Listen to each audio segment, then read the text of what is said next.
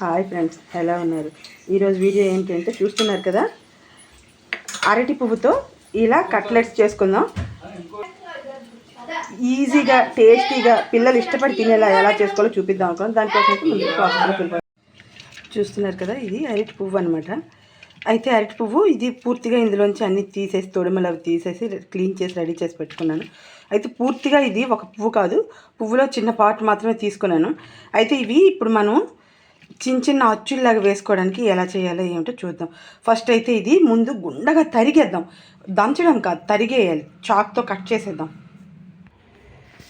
First అయితే ఇగోండి ఇలా గుండగా తరిగేసాం కదా, ఈ తరుగంతటిని ఒక బౌల్ తీసుకొని అందులో కాస్త వేసేసి ఇలాగని మొత్తాన్ని వేసేసి ఇందులో ఇదంతా మనం కాస్త బాయిల్ చేసుకోవాలన్నమాట. ఇందులో కాస్తంత ఉప్పు పసుపు వేసుకొని బాయిల్ చేసుకున్నాం. ఇందులో ఫస్ట్ అయితే ఒక చిటికెడు పసుపు వేసుకుందాం. ఇది బ్లాక్ అయిపోకుండా ఉండడం కోసం మాత్రమే సాల్ట్ వేయడం, కాస్త అంతే సరిపోతుంది. కాస్తంత వాటర్ వేసుకొని ఇది ఉడికించి వాటర్ వంపేయాలన్నమాట. ఇదిగోండి పొయ్యి మీద అయితే పెట్టుకున్నాను. ఇంకా బాయిల్ అయిన తర్వాత చూద్దాం నెక్స్ట్. ఇవన్నీ ఇది బాయిల్ చేసుకున్నాక ఇలా వచ్చింది కదా చూడండి, ఇందులో వాటర్ లేకుండా మొత్తం ఇందులోంచి వాటర్ అంతా తీసేసాను. ఫస్ట్ అయితే ఇందులో ఒక 1/2 టీ స్పూను వాము, 1/2 టీ స్పూన్ జీలకర్ర.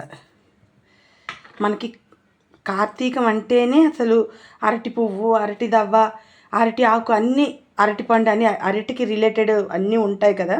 అయితే మనం ఇలా పెడితే పిల్లలకి మామూలుగా అరటి పువ్వు ఫ్రై చేసి పెడతానంటే తినరు, కాబట్టి ఇలా ఏదైనా వెరైటీగా చేసి పెడితే తింటారు. సో ఇగోండి, ఇప్పుడైతే సాల్ట్ వేసేద్దాం. మీ స్పైసెస్ తగ్గట్టు రెడ్ చిల్లీ పౌడర్ కూడా వేసుకోండి. 1 టీ స్పూన్ అంతా ఈ రైస్ ఫ్లోర్, ఇది 2 టేబుల్ స్పూన్స్ అంతా శనగపిండి, బేసిన్ ఫ్లోర్. ఇవన్నీ బాగా మిక్స్ చేసుకుందాం. ఫస్ట్ అయితే బాగా మిక్స్ చేసుకున్నాక ఇప్పుడు ఇందులో నేను వేయబోయే ఒక స్పెషల్ ఇంగ్రీడియంట్ ఏంటి అంటే ఈ కాబోలి శనగలు. ఇది నానబెట్టి ఆల్రెడీ బాయిల్ చేసి ఉంచుకునేవి. ఇవి కాస్త ఇలా నలుపుకొని ఇందులో వేసుకున్నాం అనుకోండి, టేస్ట్ అయితే సూపర్ ఉంటుంది. పిల్లలకి మనం ఈ కాబోలి శనగలతోనే ఈ కట్లెట్స్ అనేవి తయారు చేసామని చెప్పొచ్చు. అందులో మనం ఏం వేసామనేది వాళ్ళకి తెలియదు అనమాట. ఈ శనగల తాలూకా టేస్టే వాళ్ళకి ఎక్కువగా తెలుస్తుంది తప్పితే దీనిలో మనం వేసిన ఈ అరటి పువ్వు తాలూకా టేస్ట్ అనేది వాళ్ళకి తెలియకుండా చేయొచ్చు. సో అందుకని చెప్పేసి ఇది వేస్తున్నాను అనమాట. ఇది మొత్తం బాగా మిక్స్ చేసేసుకుందాం.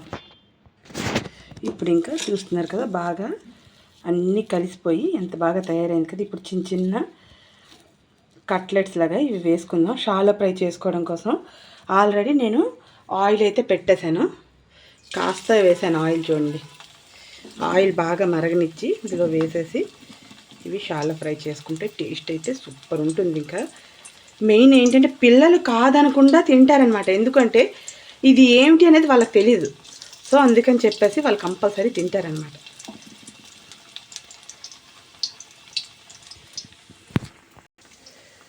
ఇది ఇలా లో ఫ్లేమ్లోనే ఫ్రై అవ్వాలి. కాస్త ఓ పక్క ఫ్రై అయింది అంటే టర్న్ చేసేసుకుంటాం ఇంకో పక్కకి. ఇది ఆయిల్ కూడా ఎక్కువగా పీల్చదు. డైటింగ్లో ఉన్న వాళ్ళు కూడా ఇది తినడానికి ఏం ప్రాబ్లం ఉండదు.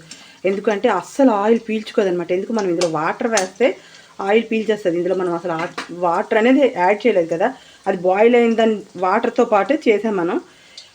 చాలామంది ఏంటంటే పిల్లలు తినరు అనగానే మా పిల్లలు ఇది తినరు అని పక్కన పెట్టేస్తారా, కాకుండా ఏదైనా వాళ్ళు తినేటట్టు మనం చేసి పెట్టాము అంటే కంపల్సరీ ఇది తినను అది తినను అనుకుంటూ తింటారనమాట పిల్లలైతే. మొత్తం ఫ్రై అయిపోయింది కదా, ఇప్పుడైతే ఇంకా ఇది తీసేద్దాం.